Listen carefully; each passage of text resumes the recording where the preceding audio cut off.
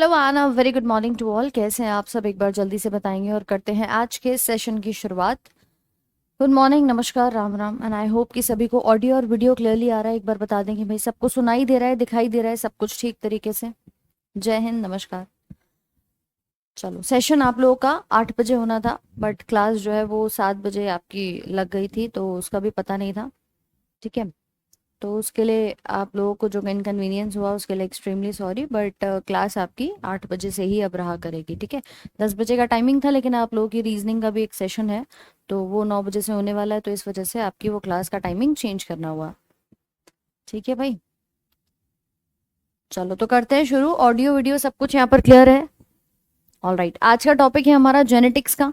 इससे पहले हमने डीएनए जो है वो पूर्ण रूप से कवर कर लिया है कि भाई डीएनए तो हम पढ़ चुके हैं। अब बात करेंगे आनुवांशिकी की कि कैसे हमारे अलग अलग जो कैरेक्टर्स हैं वो पास ऑन होते हैं। आपने कहा कि पीढ़ी दर पीढ़ी सूचनाएं आती हैं, लेकिन सूचनाएं को लाने वाली ये जो शाखा है इसी को हम जेनेटिक्स का नाम देते हैं। सब क्लियर है सबको? एक बार बता दो फटाफट से। अच्छा, कोई बात नहीं, कोई बात नहीं ऋषिराज, अच्छी बात है।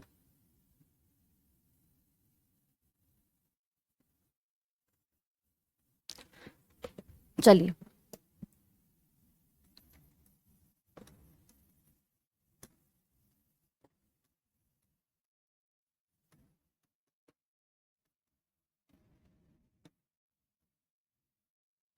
यहाँ पर जब हम मेन बात देखते हैं कि आखिर ये जेनेटिक्स है क्या, आनुवंशिकी जिस शाखा को बारे में कहा जाता है। आपने कहा कि मैम माता पिता से हर बच्चे में कोई ना कोई गुण पास ऑन होते हैं, लेकिन हर बच्चा अलग अलग होता है। इसका मतलब कुछ कैरेक्टर्स आते भी हैं और आने के बाद वो हर एक बच्चे में अलग अलग वेरिएशन भी उत्पन्न करते हैं। ठीक है, तो इसी प्रकार से आप लोगों की इस शाखा के अंदर हम दो चीजों को कंसीडर यहाँ पे करेंगे। ठीक है, देखो भाई, टाइमिंग की जो अगर मैं बात करूँ 7 से स्टार्ट होना था, आपके टाइम की भी पूरी वैल्यू है। मुझे नहीं पता था कि 7 बजे क्लास लगी हुई है। ठीक है, वरना आपकी क्लास 7 बजे ही शुरू हो जाती। मुझे 8 बजे का आइडिया था, इसीलिए सेशन के लिए आपकी 8 बजे शुरुआत की गई।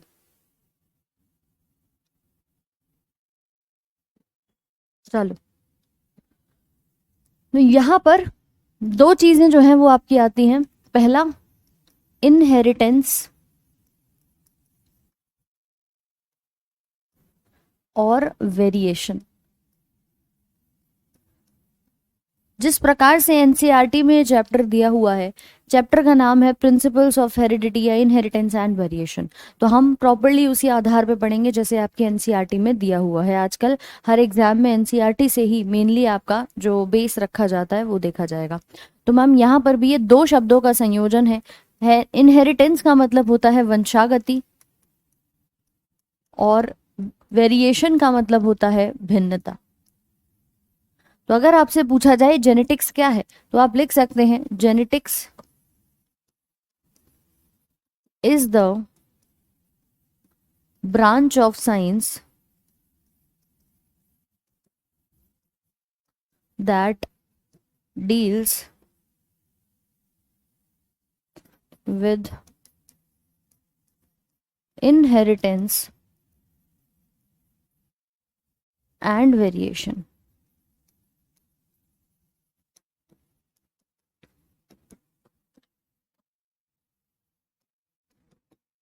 आनुवांशिकी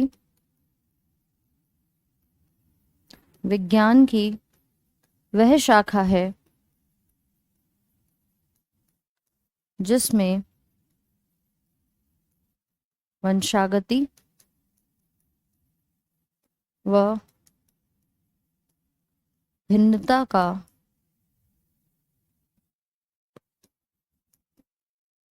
अध्ययन करते हैं।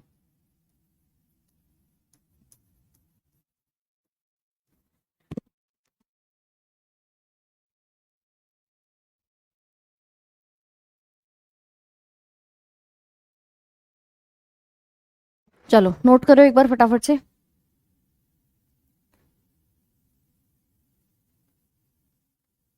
हाँ, पीढ़ी दर पीढ़ी सूचनाएं आती हैं। सब कुछ लिखेंगे अभी, सारा कुछ जो भी हमने पढ़ा था या जो भी हम आगे पढ़ेंगे लिखेंगे भी सब कुछ।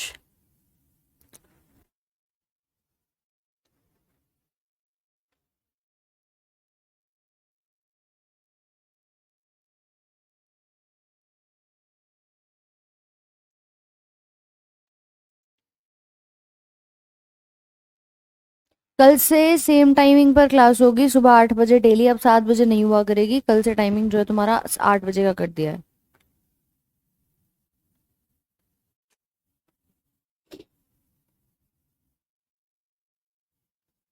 और जिनको डाउट सेशन की प्रॉब्लम है, डाउट सेशन के लिए अलग से टाइमिंग देंगे आप लोगों के लिए। ये वाला जो टाइमिंग है वो क्लास का है, तो अलग से मैं आपके ग्रुप पे टेलीग्राम पे अपडेट कर दूंगी आपका टाइमिंग जो रहेगा। ठीक है, इस चैप्टर से भी क्वेश्चन आते हैं। लिख लिया फटाफट से, बताइए अगले पेज पे चलें। सभी ने नोट किया? ये नया चैप्टर है डीएनए के आगे, फिर हम इसी टॉपिक को अभी कंटिन्यू कर रहे हैं। देखिए चैप्टर का नाम अगर आप देखोगे एनसीईआरटी के अकॉर्डिंग तो दिया हुआ है प्रिंसिपल्स ऑफ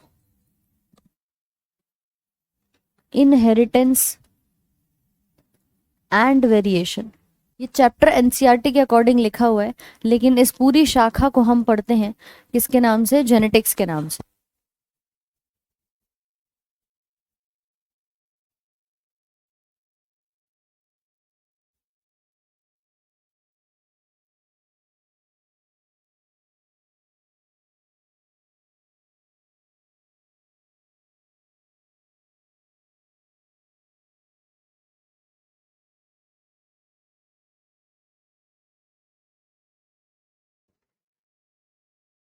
चलो फटाफट से नोट करो भाई, इतना टाइम नहीं लगेगा।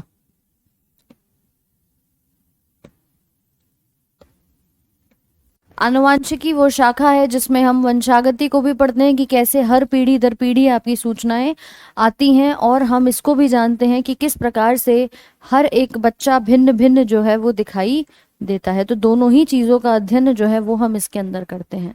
तो इनहेरिटेंस प्लस वेरिएशन से मिलकर के ये जो हमारी शाखा है वो यहाँ पर बन जाती है। लिख लिया है सभी ने? ठीक है।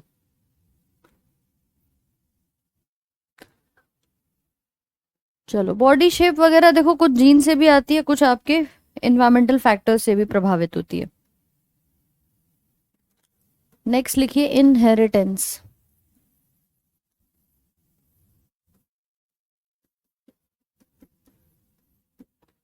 It is the process of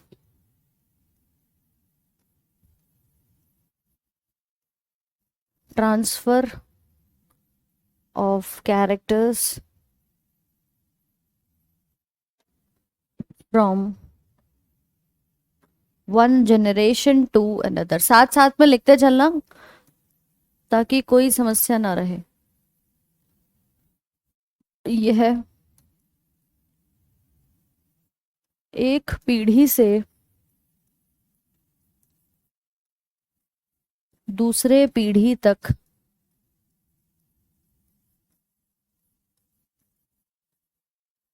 सूचनाओं व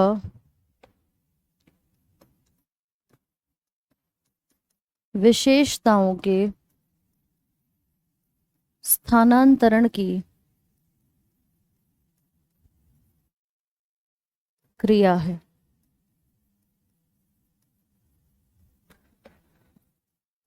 नेक्स्ट वेरिएशन।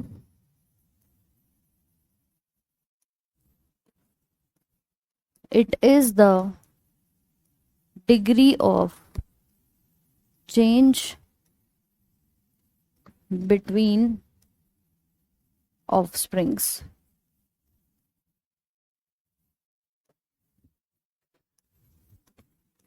यह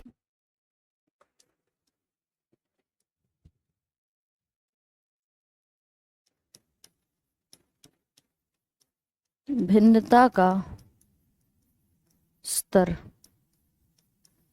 या बदलाव को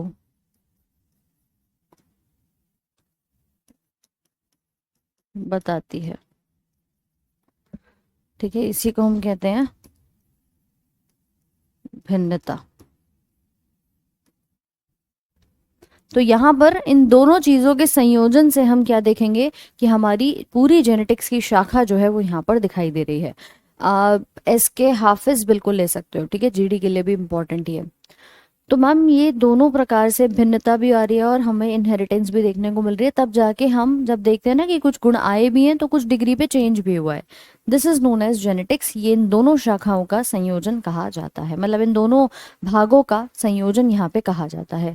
इसी जेनेटिक्स की जब आप बात करेंगे कि भाई किसने खोज करी थी, कौन थे इसके जनक, तो आपका नाम आता है फादर ऑफ जेनेटिक्स में ग्रेगर जॉन मेंडल का।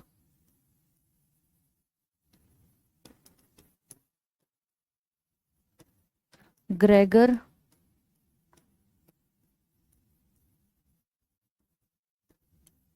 John Mendel.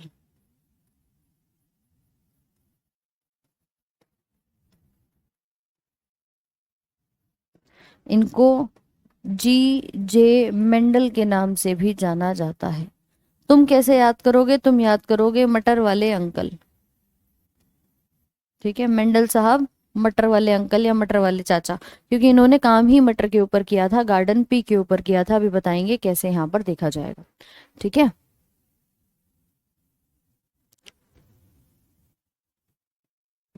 तो लिखेंगे यहाँ पर आनुवंशिकी के जनक। अब लिखने में किसी को कोई प्रॉब्लम हो रही है क्या, ये बताओ? या आप चाहते हो कि मैम लिखवाएं भी ना, या और तेज लिखवा दें? भाई देखो, नॉर्मल चीजें आपको समझा करके ही लिखवाई जाएंगी, है ना।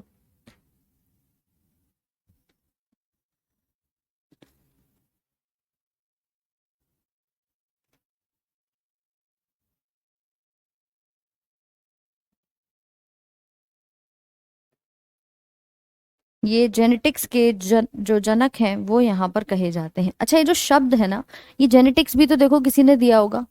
अगर आप पूछेंगे कि मैम ये वर्ड किसने दिया है ना, तो ये वर्ड जो है ये भी अलग से, आपने कहा कि दो वर्ड्स का संयोजन है, लेकिन ये दिया गया था बेटसन के द्वारा।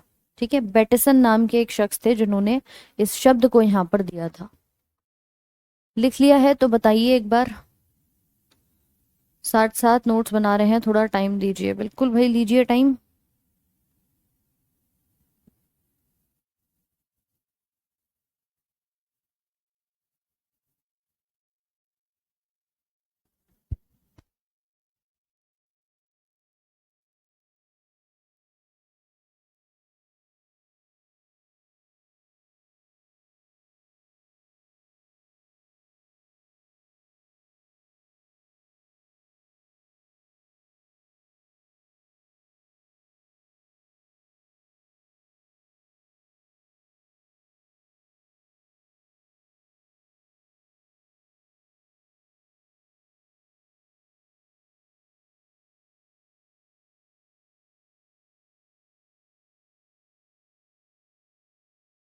बना लिया सभी ने? चलो, ऑफस्प्रिंग मतलब जो हम बच्चों की बात करते हैं, जो हर पीढ़ी में आपके अलग अलग बच्चे बनते हैं। ठीक है, जो भी प्रजनन के बाद क्रियाएं देखी जाती है। तो मतलब अगर हम बात करें कुल मिला के कि इन दोनों का संयोजन है, ये इसके जनक कहे जाते हैं। अगला आप लिखेंगे term genetics was given by बैटिसन।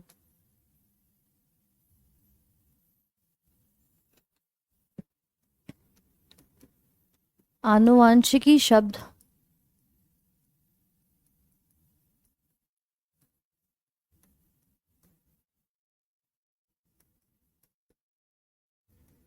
Bateson द्वारा दिया गया था।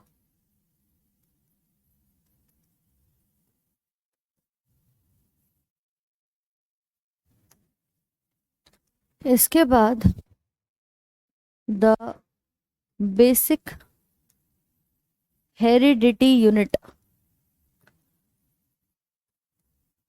जब हम बात करते हैं आपकी वंशानुक्रम इकाई के बारे में,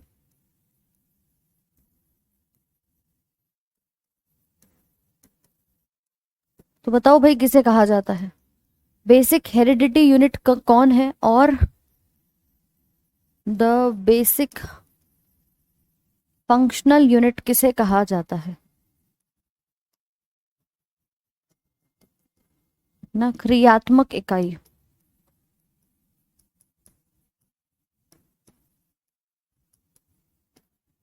दोनों में अलग अलग नाम आएंगे। यहाँ पर आता है आपका डीएनए, और यहाँ आता है जीन का नाम। ये जीन जो है ये आपकी सबसे बेसिक इकाई के तौर पे जाने जाते हैं कि मैम डीएनए ने आपकी सूचनाओं को लेकर आया, क्रिया कौन करेगा, क्रिया जीन करेगा। अब इसी जीन के शब्द को किसने दिया था? Term gene was given bye Johansson.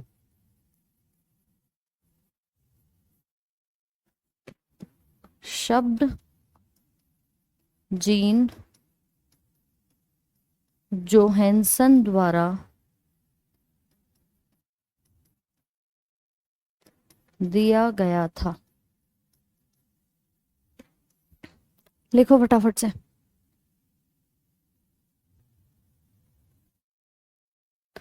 देखिए बैच लिए हैं, ठीक है, नोट्स बनाने पड़ते हैं। नोट्स तो भाई बनाने पड़ेंगे कि नहीं ये बताओ, बिना नोट्स के काम कैसे चलेगा?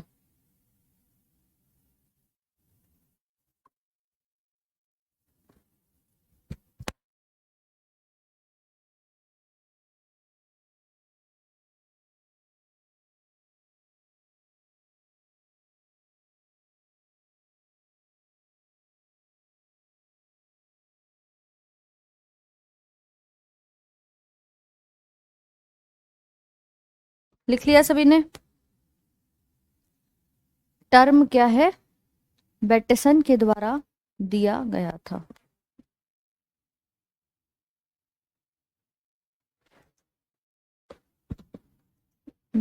भारतीय ये लास्ट होगा, ठीक है, इसके बाद एक ब्लड और ह्यूमन आई और रहेगा आपका। 7 फरवरी वाला बैच लगभग खत्म हो चुका है।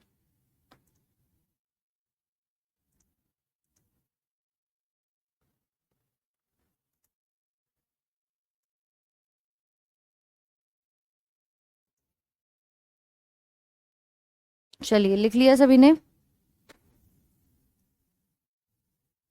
बिल्कुल आते हैं नीलेश।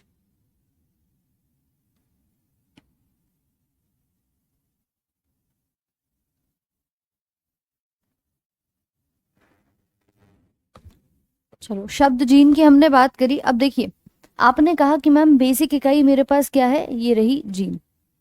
तो जीन को तो आपने बता दिया कि ये कैसी इकाई है, हमारी कार्यात्मक इकाई है, यही हमारी क्रिया करती है। लेकिन ये आगे जा करके मिलकर के क्या बना लेते हैं, यही डीएनए बना लेते हैं, जो आप कहते हो कि कुछ इस प्रकार का स्ट्रक्चर बन जाता है जिसमें एक हिस्टोन नाम का गोल प्रोटीन जुड़ जाता है। कल यही हमने डिस्कस किया था कि ये दोनों आपस में जुड़ जाते हैं और उसके बाद ये क्या बना लेते हैं, आपके क्रोमोसोम को बना लेते हैं। तो कुल मिला के अगर मैं बात करूं कि ये वाला क्या है, हमारे पास गुणसूत्र है और ये डीएनए है, ये हिस्टोन का प्रोटीन है और ये हमारे पास जीन है। अब जीन में ये हमेशा कैसे रहते हैं, जोड़ी में रहते हैं। तो इसकी जोड़ी को हम एक नाम देते हैं एलील का, ठीक है, इसको नाम देते हैं एलील का। तो ये जो पेयर ऑफ जीन आपको दिखाई दे रहा है, यहाँ पर एक डेफिनेशन लिखिएगा, एलील। एलील क्या है? Pair of gene. ये वर्ड भी कई बार आ जाता है कि भाई जीन का जो जोड़ा है वो किस नाम से जाने जाते हैं, ठीक है। तो इसे हमने क्या नाम दिया, एलील का नाम दिया।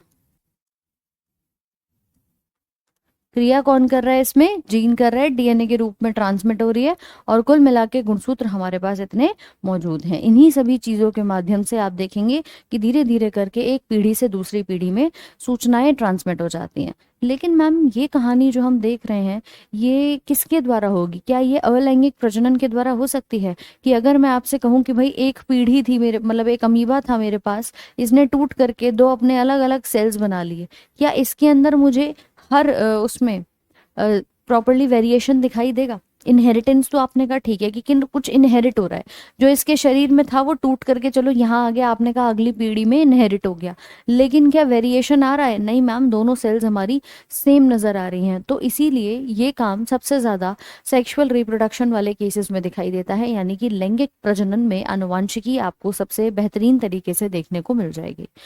करेक्ट है? समझ आया कि नहीं कि मैम यहाँ पे नहीं हो सकता, लेकिन हाँ वहां पे जरूर से हम इसको देख सकते हैं। कहाँ पर? लैंगिक प्रजनन के अंदर। और वो सब इन्हीं केसेस के माध्यम से, कि ये जो आपको पूरा हिस्सा दिख रहा है गुणसूत्र का, डीएनए का, इन सभी के माध्यम से देखी जाएगी। अब इसको करने वाले शख्स कौन थे? वो थे हमारे मेंडल साहब। ठीक है। अरे क्या हो गया, कैसे फिर परेशान हो गए? मंजेश, ऐप पे चलेगा, आपको इन्फॉर्मेशन मिल जाएगी, ठीक है, पॉलिटी के लिए भी मिल जाएगी। चलिए, क्लास अभी आप लोग की 8 बजे ही शुरू हुई थी। तो मैम इतनी कहानी हमने देखी कि गुणसूत्र तक हमारा बन के तैयार हो गया। अब इसकी खोज करने वाले जो ग्रेगर जॉन मेंडल, जिनका हमने नाम लिखा फादर ऑफ जेनेटिक्स के तौर पे, ये एक ऐसे शख्स थे जिनको, बात की जाए, स्टार्टिंग में इंटरेस्ट था किसके अंदर? हाइब्रिडाइजेशन के अंदर। ये वैसे मैथ्स के स्टूडेंट थे, ठीक है, ये मैथ्स के स्टूडेंट थे, इन्होंने गणित में, स्टैटिक्स में पढ़ाई करी थी। लेकिन अगर हम बात करें कि इनको आगे जा करके हमने अनुवांशिकी का जनक क्यों बनाया, क्योंकि इन्होंने स्टैटिक्स में मैथ से पढ़ाई तो अपनी कर ली, अपनी ग्रेजुएशन तो कर ली, लेकिन उसके बाद ये चले जाते हैं विदेश में और वहां जा करके पढ़ते हैं हाइब्रिडाइजेशन। हाइब्रिड मतलब मेरे पास कुछ एक अलग फसल है और एक दूसरी फसल है, मुझे चाहिए कि मैं अपनी मर्जी से यहाँ पर एक नई फसल तैयार करूं, जिसमें ना कोई बीमारी लगे, जिसकी हाइट अच्छी हो, जिसका प्रोडक्शन अच्छा हो। कुल मिला के मैं अपने जैसा, अपने मर्जी से एक अलग फसल तैयार करना चाहता हूँ। उसके लिए हम क्या करते हैं, कुछ चुनिंदा कैरेक्टर्स को लेकर के उनका हाइब्रिड बना देते हैं, उनका संकरण करा देते हैं। तो उन सभी चीजों को देखा था ग्रेगर जॉन मेंडल ने।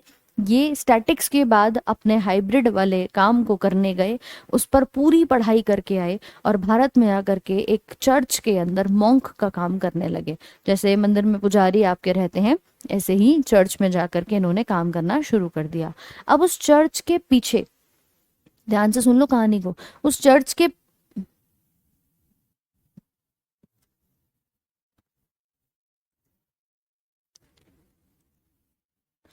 एक बार रिफ्रेश कर लो, सब कुछ ठीक है अभी ना? गुंजन बिल्कुल कर सकते हो उसे, एक बार रिफ्रेश कर लीजिए, सब कुछ ठीक है। तो हम बात जो मेंडल साहब की कर रहे थे कि देखिए वो गए और आने के बाद उन्होंने चर्च में मॉन्क की सेवा करनी शुरू कर दी, मतलब मॉन्क के तौर पे वो वहां पर लग गए। अब उस चर्च के पीछे कुछ बाग बगीचा सा था जहां पर मटर की फसल जो है वो उग रही थी, और उन्होंने उस मटर के ऊपर ही अपना एक्सपेरिमेंट करना यहाँ पर शुरू कर दिया। ठीक है, उसी के ऊपर एक्सपेरिमेंट करना शुरू कर दिया, इसीलिए हम इन्हें मटर वाले अंकल कहते हैं। क्योंकि अगर पूछा जाए इन्होंने एक्सपेरिमेंट किस पर किया था, क्यों किया था और कब तक किया था, लगभग 7 सालों तक इन्होंने मटर के ऊपर एक्सपेरिमेंट किया था। अच्छा, मटर ही क्यों मैम? क्योंकि मटर की जो फसल है ना, वो आप आसानी से जल्दी जल्दी उगा सकते हो, एक साल में आप आसानी से उसकी ग्रोथ कर सकते हो। उसके अंदर कुछ विशेषताएं हैं, मतलब कुछ मटर के पौधे लंबे होते हैं, कुछ छोटे होते हैं, कुछ आपको दिखाई देंगे कि फूल अलग अलग कलर के आ रहे हैं, कुछ बीज पिचका हुआ होता है तो कुछ फूला हुआ होता है। तो मतलब इन्हें 3 4 नहीं, लगभग 7 विपरीत लक्षण ऐसे मिल गए मटर के अंदर, जिसके कारण इन्होंने मटर को ही चुनना सही समझा कि यहाँ पर विपरीत लक्षण है तो डेफिनेटली मैं इसकी क्रॉसिंग आसानी से करा सकता हूँ, मेरे पास भी यहाँ पर वैरायटी रहेगी और मैं साल में बार बार इसके एक्सपेरिमेंट्स करके ग्रोथ करा सकता हूँ।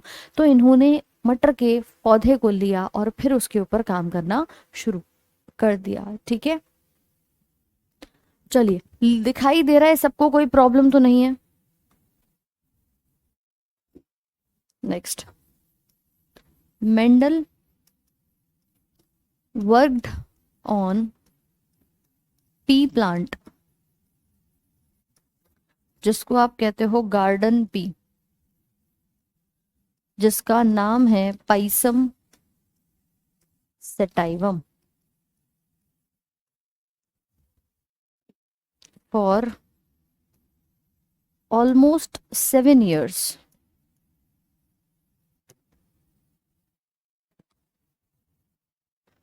ठीक है, मेंडल ने मटर के पौधे पर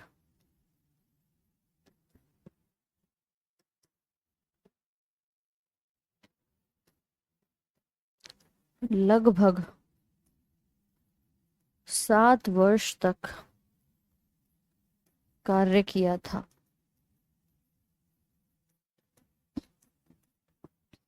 यहां तक नोट हो गया है सबका? यहां तक लिख लिया है सभी ने? Is everything okay?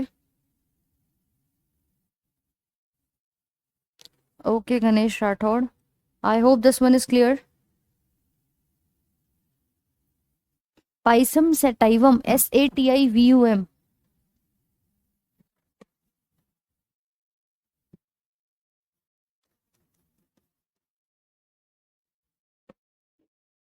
लिखिए। नवनीत कुमार, क्लास चल रही है।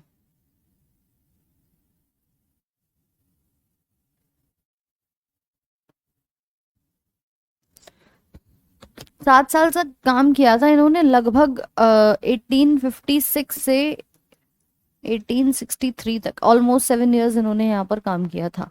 ठीक है, ईयर्स पूछे तो मेंशन कर सकते हो।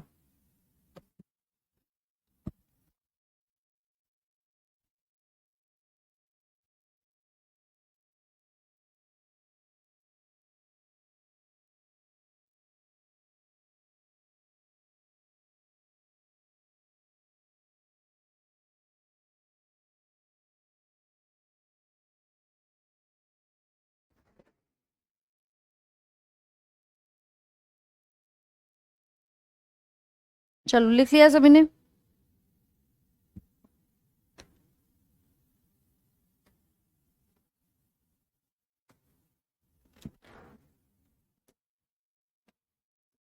मेंडल ने मटर को चुना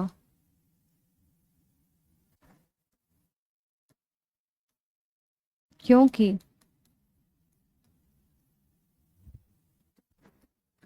Mendel selected P plant because of these reasons. कुछ विशेषताएं थी जिनकी वजह से इन्होंने चुना था। नंबर पहला, कॉन्ट्रास्टिंग ट्रेट्स।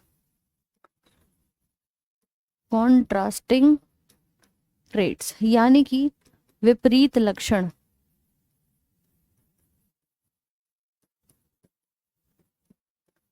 ही ऑब्जर्व्ड 7 contrasting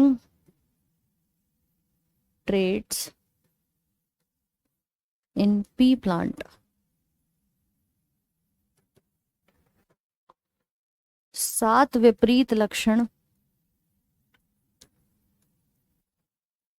मटर के पौधे में मिले। दूसरा, बाईसेक्सुअल फ्लावर्स थे जिसके द्वारा जल्दी से आप इसकी ग्रोथ करा सकते थे। द्विलिंगी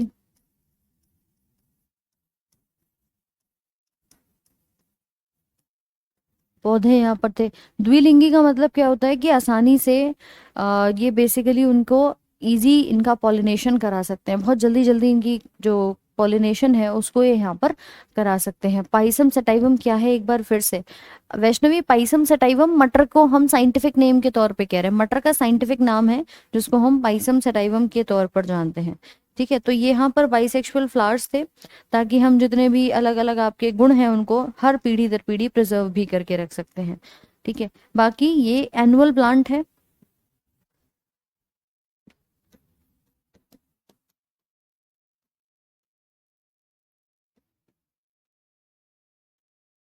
annual plant, short life cycle and it produce many seeds।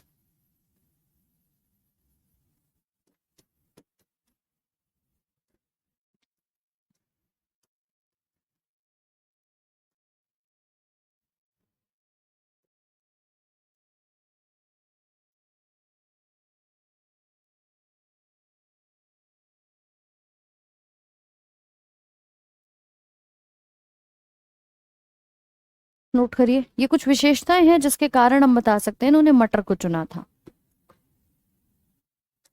है ना, कि मेंडल ने किसी और प्लांट को नहीं चुना क्योंकि ये विशेषताएं उन्हें किसी और प्लांट में नहीं मिल रही थी भाई, यहीं पर मिल रही थी। इसके फूल बड़े थे, जल्दी जल्दी से बीज बन भी सकते थे।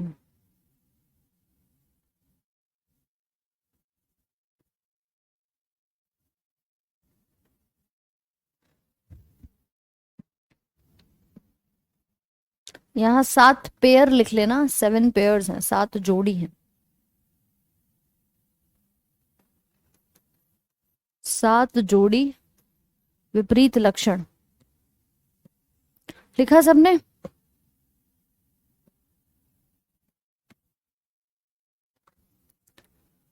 विजय कुमार का बर्थडे है, आपको जन्मदिन की ढेर सारी शुभकामनाएं। आप जीवन में तरक्की करें और जल्दी से आपका भी सिलेक्शन हो जाए भाई। चलिए, बहुत बहुत शुभकामनाएं आपको जन्मदिन की, विजय कुमार। मनीष, डाउट ग्रुप में मैं ऐड नहीं कर सकती आपको, आप खुद अपने टेलीग्राम ग्रुप जो हमारा राधिका मैम साइंस के नाम से है उसमें आप कनेक्ट कर सकते हो। ठीक है, तो आप ही एक बार यूट्यूब उस पर टेलीग्राम पे सर्च करिएगा राधिका मैम साइंस, उसमें आप जुड़ जाएंगे। ऋषिराज, ऑर्गेनिजम्स जो यूकैरियोट्स में आते हैं they have a complete developed cell, यानी कि उनके सेल में सेल ऑर्गेनल्स हैं, न्यूक्लियस है, और प्रॉपरली सभी कोशिकांग के ऊपर मेम्ब्रेन बाउंड जो लेयर्स होती हैं वो भी अलग अलग दिखाई देती हैं। तो कंप्लीट फॉर्मेशन उसके अंदर सेल की होती है। चलो नेक्स्ट पॉइंट लिखो यहाँ पे, नंबर 5वां। फ्लावर्स आर लार्ज,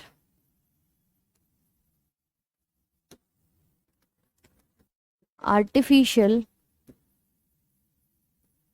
सेल्फ और क्रॉस पॉलिनेशन कैन अकर।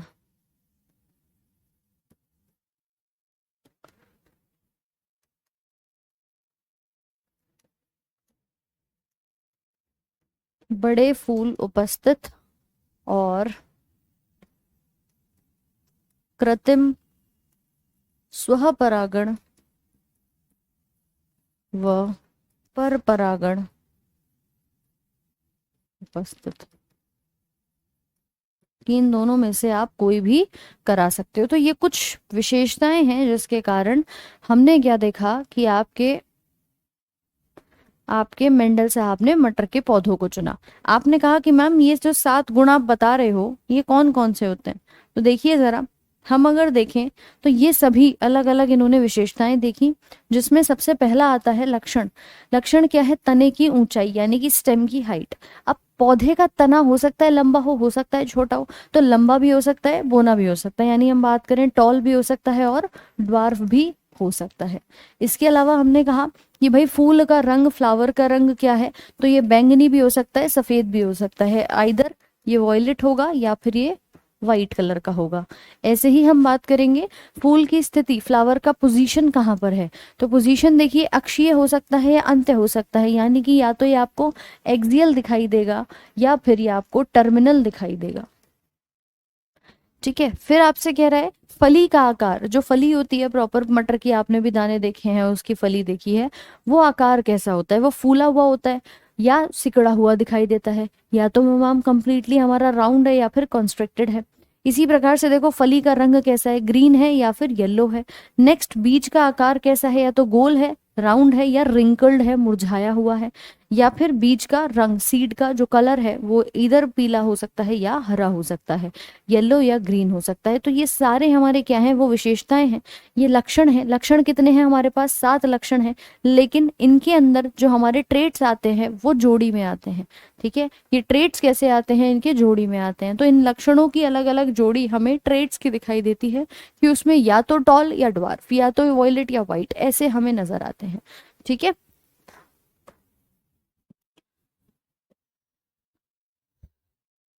ठीक है सोनू, मैं डाल दूंगी, इसको लिख लो एक बार फटाफट से। मेंडल द्वारा अध्ययन किए हुए मटर के विपर्यास जो विशेषक होते हैं वो देखे जाते हैं। एक बार पहले अपना जो लिख रहे थे उसको लिख लीजिए। यहाँ तक आई होप सभी ने लिख लिया होगा, इस भाग को लिखिए, इसके बाद ये टेबल बनाइएगा।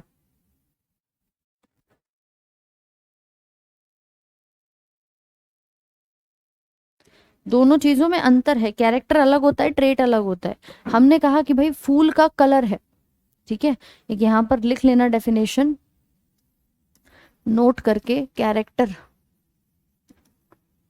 जो हम उसकी विशेषता देख रहे हैं। अब विशेषता में क्या आता है कि उदाहरण मान लीजिए फ्लावर कलर,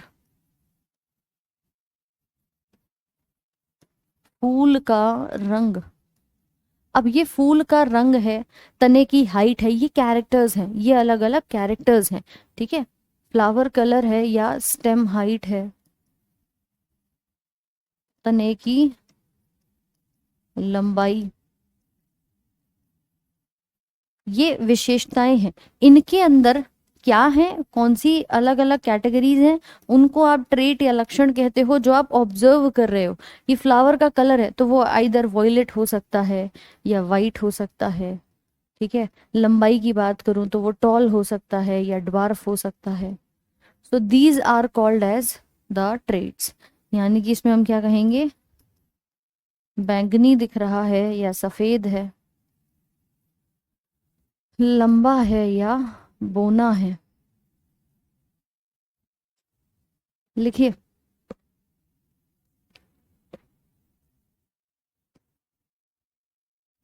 इंग्लिश में लिखवा दो टेबल, ठीक है, पहले इसको लिख लो फिर इंग्लिश में भी मिल जाएगी। मेंडल ऑस्ट्रिया के थे वैसे तो, देखिए इन्होंने यूनिवर्सिटी ऑफ वीना में पढ़ाई भी करी थी, ठीक है, और फिर बाद में अपना एक्सपेरिमेंट्स पे काम करना शुरू कर दिया। ये ब्रून नाम की एक जगह थी ऑस्ट्रिया में, वहीं पर थे, ये ऑगस्टीनियन मोनेस्ट्री में काम भी करते थे। अमीबा यूकेरियोट्स में आएगा बच्चे, अमीबा आता है किंगडम प्रोटेस्टा में, तो वो आएगा आपके यूकेरियोट्स में। केवल जो बैक्टीरिया है वो प्रोटोजोआ, या आप ये कह सकते हो कि वो प्रोकैरियोट्स के अंदर आता है, बस। ये लिख लिया सभी ने?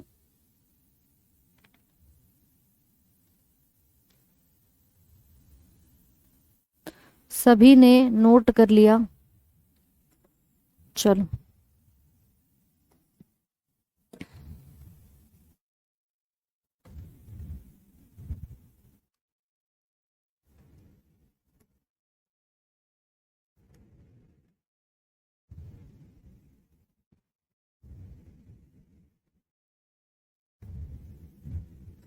ये देखिए प्रॉपर आपकी इंग्लिश में भी टेबल है, ये आप देख सकते हो, अलग अलग वैरायटी इसमें आपको दिख रही है कि purple, white, tall, short, yellow, round, wrinkle, सब कुछ आपको दिख रहा है, ठीक है। और सेम चीज आप अपनी हिंदी में भी लिख सकते हो। तो एक बार पहले जो हिंदी वाले बना रहे हैं हिंदी में बना लीजिए, फिर आपको इसमें भी दिखा देंगे। इसको लिख लेना, इन्फ्लेटेड या कॉन्स्ट्रिक्टेड, ग्रीन या फिर येलो, राउंड है या रिंकल्ड है, येलो है या ग्रीन है। लिख लो भाई, यहीं से लिख लो एक बार। तने की ऊंचाई यानी कि stem height, colour of flower, flower position,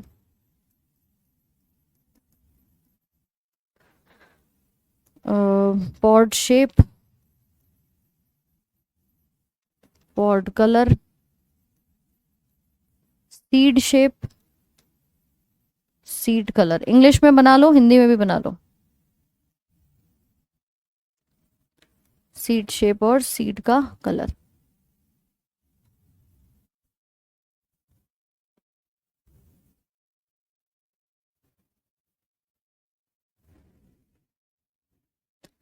चलिए, प्रिंस वो भी दे देंगे, इसको कर लो पहले।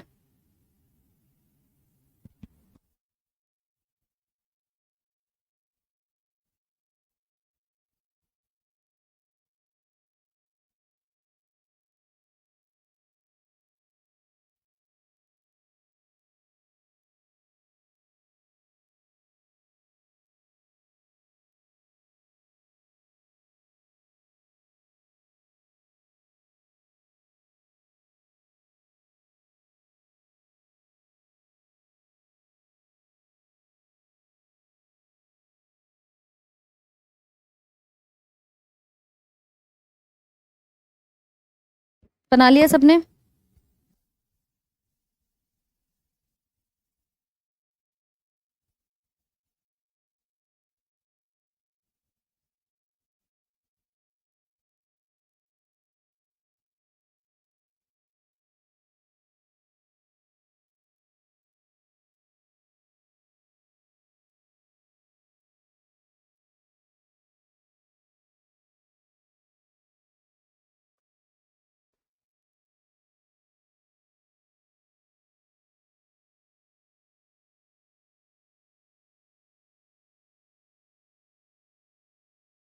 आज आपकी ये क्लास करनी तो लंबी थी, पहले टाइमिंग का इशू हो गया, फिर उसके बाद अभी आपकी दूसरी क्लास भी है, तो इसीलिए आज की क्लास तुम्हारी 8 से 9 ही रह पाएगी।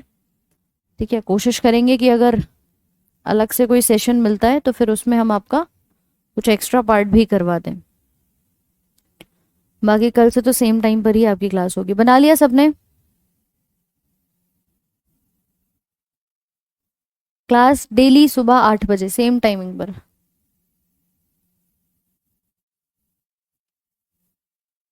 चलो, तो यहाँ तक हमने बेसिक समझा कि भाई ग्रेगर जॉन मेंडल कौन थे, इस शाखा में क्या होता है, और किस प्रकार से मेंडल साहब ने मटर के पौधे को चुना। अब चुन तो लिया, लेकिन इसके सारे अलग अलग लक्षणों को देख के ना इन्होंने कुछ एक्सपेरिमेंट करने शुरू करे। इन्होंने कुछ एक्सपेरिमेंट करने यहाँ पर शुरू करे। अब एक छोटी सी कहानी मैं जरा यहाँ पे तुम्हें बता दूं। यहाँ तक तो तुमने लिख लिया है, देखो। अब इनके मन में ये आया कि मैम, आपने कहा इतने सारे विपरीत लक्षण हैं, तो चलो क्या करते हैं, इनकी क्रॉसिंग करा के देखते हैं। ठीक। इन्होंने एक पौधा लिया मटर का, जिसमें एक था टॉल और एक था ड्वार्फ, मतलब एक लंबा और एक बोना। अब ये टॉल और ड्वार्फ मैं देख करके ही तो बता रही हूँ कि भाई ये टॉल है या ड्वार्फ है, लेकिन अगर मैं किसी की बॉडी के अंदर देखूंगी तो उसके जीन्स पाए जाते हैं, और जीन अलग तरीके से नजर आते हैं, उनको हम अलग कोड देते हैं। जैसे मैं आपको देखकर बताऊं कि आपके 2 हाथ हैं, 2 आंख हैं, 2 पैर हैं, और प्रॉपर आपका स्ट्रक्चर मुझे दिख रहा है, लेकिन वो मैं देख करके बता रही हूँ, केवल आपकी मॉर्फोलॉजी देखकर मैंने बताया। मैं अगर कहूंगी आपके इंटरनल बॉडी में अंग कौन कौन से हैं, जीन कौन कौन से हैं, डीएनए कहाँ है आपका, तो वो हम अंदर की स्थिति को पता कर रहे हैं। ठीक है। इसी प्रकार से टॉल और ड्वार्फ तक तो ठीक है, ये हमने नॉर्मल इसकी फिनोटाइप जिसको हम कहते हैं देख करके बताना, वो लिख दिया। बट अगर मैं कहूँ कि इसके हम जीन्स बना लेते हैं, तो आपने कहा जीन हमेशा कैसे होते हैं, जोड़ी में होते हैं। तो हमने टॉल के लिए वर्ड लिया टी, और ड्वार्फ के लिए ले लिया स्मॉल टी। हम जब भी यहाँ पर देखेंगे कि 2 लक्षण ले रहे हैं, अब 2 हैं, इसका मतलब मैम कोई एक ही अपने आप का प्रभाव दिखा सकता है। भाई एक ही तो अपना प्रभाव नजर आएगा, एक ही का तो दिखाई देगा। तो एक को हमने कैपिटल लेटर से लिया और दूसरे को स्मॉल लेटर से लिया। तो मान लीजिए मैंने इसको यहाँ टी से लिया और इसको स्मॉल टी से ले लिया, क्योंकि अगर मैं ड्वार्फ के लिए मान लो डी ले भी लेती हूँ तो वो कंफ्यूजन बना देगा।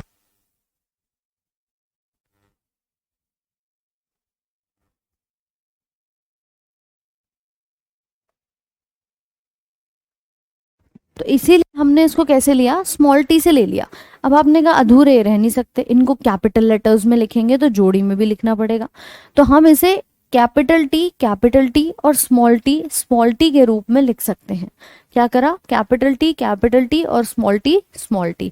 जैसे हम यूजुअली मानव में देखते हैं ना, एक्स एक्स और एक्स वाई होता है, तो ये जोड़ी में हमारे जीन्स लगे हुए होते हैं। यही होता है कि नहीं होता भाई?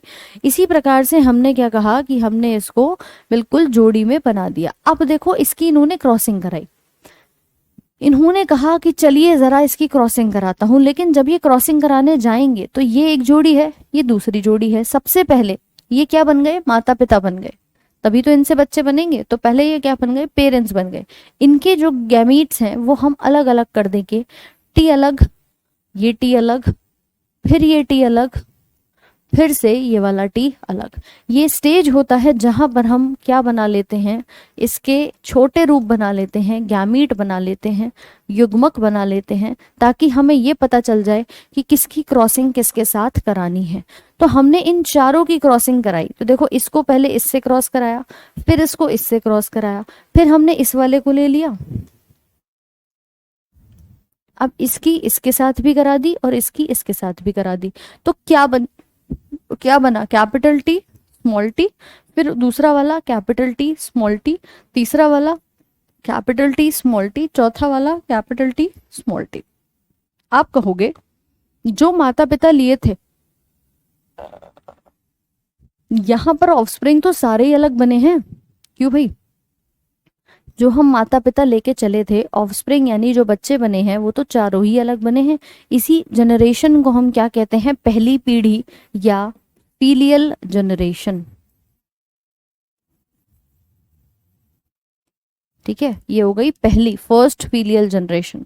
F1 के नाम से ये जानी जाती है, पहली पीढ़ी आप इसे कह सकते हो। भाई कहोगे कि नहीं कहोगे कि मैम ये चारों बने, और चारों कैसे बने? हमारे 100% कैपिटल टी स्मॉल टी वाले बने हैं, ऑल। अब देखने में ये मुझे कैसा दिख रहा है कि मैडम ये तो कैपिटल टी और स्मॉल टी है, तो अब मैं इसका नाम क्या दूं? ये लंबा है या बोना है? क्योंकि यहाँ पर ये जो टॉल है ये अपने आप को ज्यादा एक्सप्रेस करता है, ये डोमिनेंट है, या आप कह सकते हो प्रभावशाली है, कि इसके सामने इसका कुछ प्रभाव नहीं होगा। अब यहाँ पर तो मैं इसको कह रही थी प्योर टॉल है, ये मैं कह रही थी प्योर ड्वार्फ है, पूरी तरीके से बोना है। लेकिन अब ये जो हाइब्रिड बना है ना, दोनों को मिलाकर के जो बना है, इसको हम क्या नाम देते हैं? टॉल का नाम देते हैं। इसे हम क्या नाम देंगे? टॉल का नाम देंगे।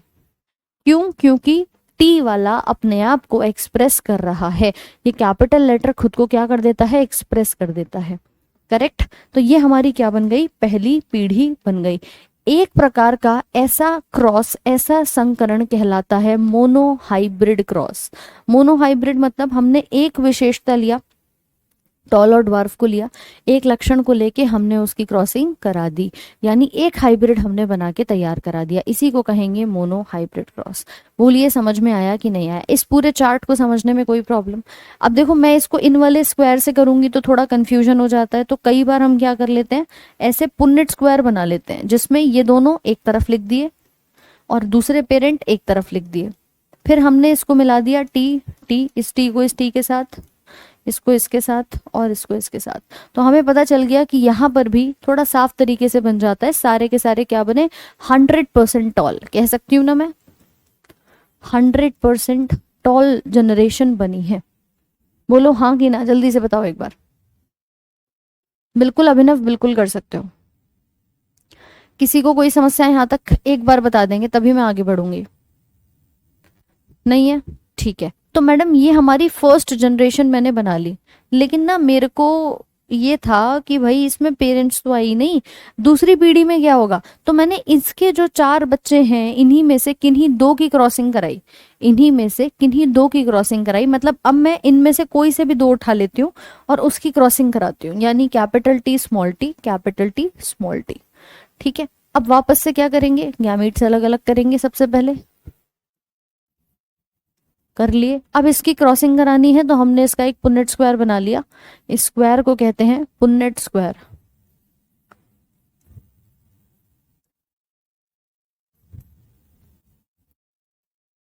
और यहां पर लगा देंगे आपके ये। अब देखो क्या बनेगा नया, इन दोनों को मिला के ये बना, फिर टी और टी को मिला के ये बना, इन दोनों को मिलाऊंगी और इन दोनों को मिलाऊंगी, यानी कि ये क्या है? प्योर टॉल है, और ये क्या है? प्योर ड्वार्फ है। ये पूर्ण रूप से बोना है। लेकिन ये दोनों जो बने हैं ये आपके क्या हैं? टॉल तो हैं लेकिन प्योर नहीं है। तो यहाँ पे आप कह सकते हो कि भाई 25% ये बना है, 25% ये बना है और 50% ये बने हैं। इस जनरेशन को कहते हैं F2 generation, second filial generation. यहाँ पे ना कुछ शब्दावली थोड़ी सी अलग होती है जेनेटिक्स की, बस वो हमें समझनी है। ये आपकी दूसरी पीढ़ी कहलाएगी। बोलिए कहानी समझ आई कि नहीं आई? जल्दी से बताओ, जल्दी जल्दी से बताओ। अविनाश ठीक है। सुमित क्या हुआ? किस किस को समझ में आ गया? एक थम्स अप का साइन भेज दो जल्दी से। इससे ज्यादा सिंपल क्या होगा मैम? है क्या ही होगा बताओ? सिंपली दिख रहा है, ये पेरेंट्स हैं, ये जी से गैमीट्स दिख रहे हैं हमें, और फिर ये हमने क्रॉसिंग करा दी, हमारे पास क्या आ गया? 4 अलग अलग फिर से पीढ़ी बन के तैयार हो गई। किस किस को समझ में आ गया जल्दी से बताएंगे। इस प्रकार के क्रॉस को नाम दिया जाता है होमोजाइगस क्रॉस। युग्मक मतलब जो गैमीट्स बनते हैं, जैसे ह्यूमन मेल और फीमेल में स्पर्म और ओवम बनते हैं, उन्हें गैमीट कहते हैं कि ठीक है, इसी प्रकार से ये आपके बन जाएंगे। सबको समझ आ गया? ठीक है, तो मैडम इस प्रकार के क्रॉस को हम यहाँ पर एक बार बना लेंगे। इसे हम नाम देंगे मोनो हाइब्रिड क्रॉस, एकल संकरण। बना लो भाई इसे। गुंजन क्रॉसिंग करके ही तो बताई है, क्रॉसिंग बेटा करके ही तो बताइए। देखो दोनों तरीके होते हैं, इन इन चारों को आपने लिखा, ठीक है, मैं इसको एक रफली यहाँ पर बना देती हूँ कि ma'am capital T small T, capital T small T. अब तुम इसको ऐसे जिगजैग कर लो तो भी यही बनेगा, तब भी यही चारों आने हैं। तो मैम वो थोड़ा हेजल थोड़ा कॉम्प्लिकेटेड सा हो जाता है, इसीलिए अवॉइड करते हैं। ये क्लीन एंड आपको साफ इजी सही रिजल्ट्स देने वाला है, इसीलिए पुनेट स्क्वायर का इस्तेमाल किया जाता है। ठीक है, तो कुंजन ये क्रॉसिंग ही करी है हमने जो हर एक पीढ़ी में आपको दिख रही है। विश्वजीत 8 बजे क्लास शुरू हुई थी, आज टाइमिंग का काफ़ी बच्चों को प्रॉब्लम रहा, ठीक है, इसीलिए आपकी क्लास अभी ये 9 बजे तक ही रखेंगे हम। और इसके आगे कुछ शब्दावली जो टर्मिनोलॉजी होती है जेनेटिक्स की उसको कवर करेंगे कल वाले सेशन में। कोशिश ये थी कि आज ये टॉपिक आपका ख़त्म हो जाता 2-2.5 घंटे में, बट कोई बात नहीं, अभी थोड़ा समय का अभाव है, करते हैं इसको कल शुरू, कल ख़त्म हो जाएगा बाकी। पीछे वाली स्लाइड लगा दीजिए। अच्छा लिख लो भाई पीछे वाली।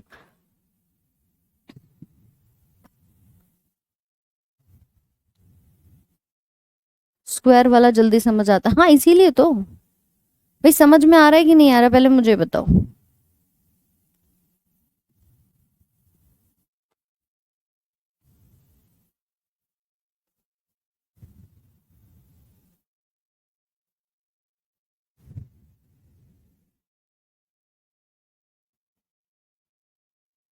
क्वेश्चंस भी मिल जाएंगे प्रैक्टिस करने के लिए, पहले इसको लिख लीजिए एक बार। ये बन गया सबका, लिख लिया सभी ने? बहुत सिंपल चैप्टर है, पता है, अगर आप ढंग से पढ़ोगे तो कोई समस्या नहीं है। अगर हम यही सोच के बैठेंगे कि नहीं हो सकता तो फिर तो कुछ भी नहीं हो सकता। अभी हमने जितने भी पेजेस यहाँ लिखे सब कुछ बहुत आसान तरीके से बहुत सिंपल भाषा में किया है। ठीक है, लगभग आप लोगों ने जेनेटिक्स की शुरुआत करी, इसमें इनहेरिटेंस और वेरिएशन को समझा, फादर इसके, फिर उसके बाद उन्होंने शब्द दिया था जेनेटिक्स बेटेसन ने, बेसिक यूनिट डीएनए को कहा, बेसिक इकाई जीन को कहा, टर्म जीन जोहेंसन ने दिया, फिर हमने समझा कि जीन कैसे हमारे गुणसूत्र को बनाता है, एलील क्या होते हैं। मेंडल साहब ने पी प्लांट के ऊपर काम तो कर लिया, लेकिन उन्होंने क्यों किया, क्यों चुना इसको, उसके हमने ये फीचर्स लिखे, लगभग 6 से लेकर 5 फीचर्स जो हैं। फिर उसके बाद हमने कहा कैरेक्टर और ट्रेट क्या होता है। फिर हम आए हैं मोनो हाइब्रिड क्रॉस की तरफ, तो इसको अब आप बना सकते हैं।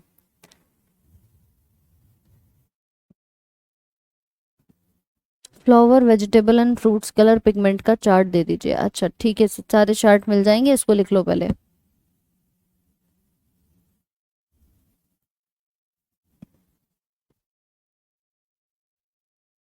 अब देखो कल परेशान मत हो ना, कल सुबह टाइमिंग सेम है, कल से कोई चेंज नहीं है, 8 बजे ही क्लास होगी। ये एक हफ्ते तुम्हारा 7 बजे रखा था, कल से सेम टाइम सुबह 8 बजे ही आपकी क्लास हुआ करेगी, और कोई टाइमिंग नहीं है। लिख लिया सभी ने? ये बना लिया कि नहीं भाई, जल्दी से बताओ।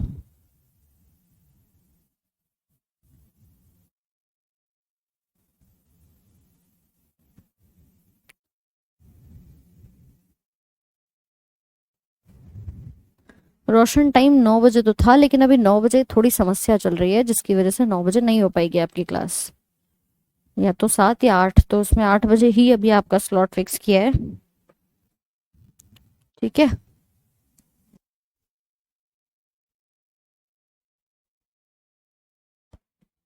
बना लिया ना सबने?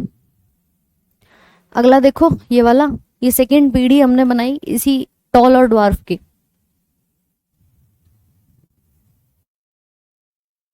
कल के शेड्यूल में नहीं नहीं, ब्लड वो गलत है, ब्लड उस बेसिस पे लगवा दिया था कि देखो ब्लड आपका आज ये टॉपिक जेनेटिक्स खत्म हो जाता तो कल हम ब्लड पढ़ लेते, लेकिन अब यही नहीं खत्म हुआ तो कल इसी को कंटिन्यू करेंगे, वो ब्लड वाला टॉपिक जो है वो हट जाएगा।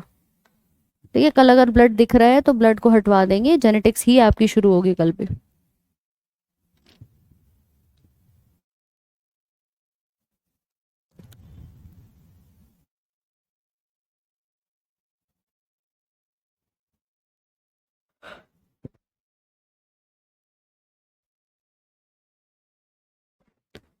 क्लियर है, यहां तक बना लिया।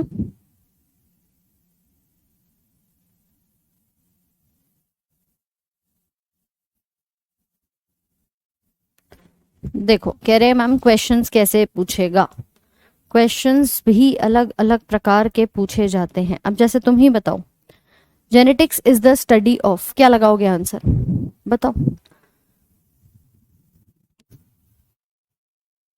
मिल जाएगी प्रैक्टिस शीट भी, लेकिन लगा लो, अब तुम कह ही रहे हो तो जरा बताओ क्या आंसर होगा इसका। जेनेटिक्स किसका अध्ययन है। सवाल बहुत सिंपल आते हैं, सब पीवाईक्यू और बेसिस पर आपके कराए जाएंगे। अगर आपको चैप्टर में क्लैरिटी है ना, तो तुम इन सवालों को चुटकियों में हल कर सकते हो।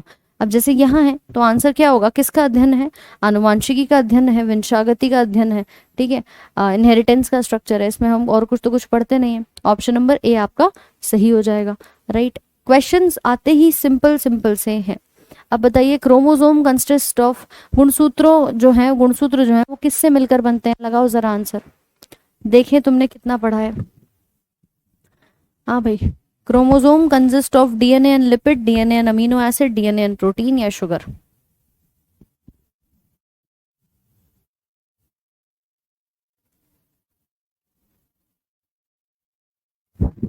ठीक है, तो आंसर क्या हो जाएगा, डीएनए और हिस्टोन प्रोटीन। हिस्टोन नाम का ही तो प्रोटीन था, एक पे नेगेटिव चार्ज था, इस पे पॉजिटिव चार्ज था, तो बस यही मिला करके गुणसूत्र बना रहे थे हमारा।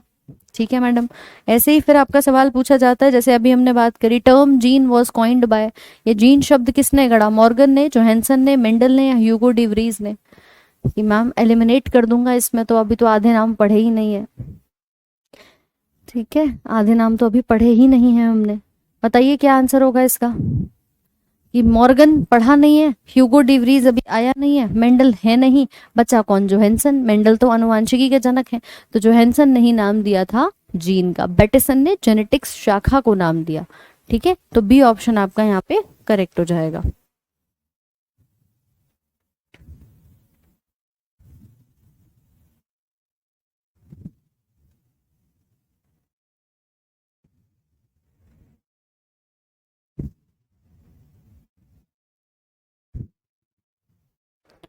बताओ।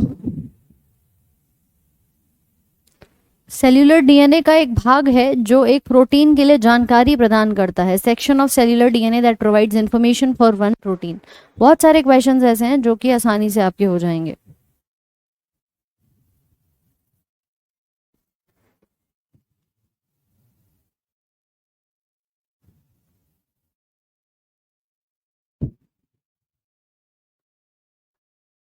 ठीक है, करेक्ट, जीन आंसर इसका यहाँ पर हो जाएगा। जीन ही तो वो सेक्शन है जो कि डीएनए के इस भाग को रखता है। तो ऐसे ही सवाल आएंगे, सिंपल साधारण, बढ़िया तरीके से करो। ठीक है, बढ़िया तरीके से करो, अच्छे से रिवाइज करो। एक बात का भरोसा हमेशा रखना कि अगर मैंने थ्योरी पढ़ी है तो मैं आगे अपना आसानी से सवालों को लगा पाऊंगा। थ्योरी पे जितना अच्छे से रिवीजन और कमांड कर सकते हो उसको करिए। बाकी कल इसकी टर्मिनोलॉजी के साथ चैप्टर को खत्म कर देंगे कल वाली क्लास में, और रिवीजन करो आज का बस बाकी। ठीक है, मज़ा आया कि नहीं आया क्वेश्चंस लगाने में, एक थम्स अप का साइन और भेज देना कि मैम पढ़ा होगा, सुना होगा, बहुत टफ है। अपन तो सरल भाषा में करेंगे, क्या कॉम्प्लिकेशन, बहुत इजी इजी तरीके से चीज़ों को डील करेंगे। ठीक है, चलिए तो मुलाकात करेंगे कल सुबह 8 बजे सेम टाइम, 8 से 9, और तब तक के लिए रिवाइज ज़रूर करिएगा। Thank you so much.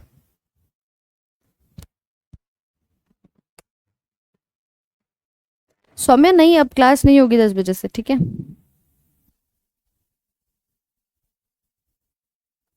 कल की क्लास सुबह 8 बजे ही होगी।